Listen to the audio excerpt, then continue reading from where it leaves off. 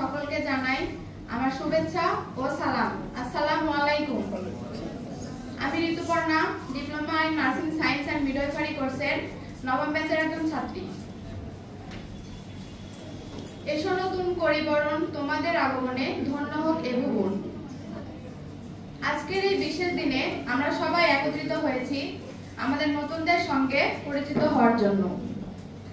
এই আনন্দঘন মুহূর্তে আমাকে বক্তব্য রাখার সুযোগ করে দেওয়ার জন্য প্রথমে আমি কৃতজ্ঞতা প্রকাশ করছি। আমি নবীনদের উদ্দেশ্যে কিছু বলতে চাই।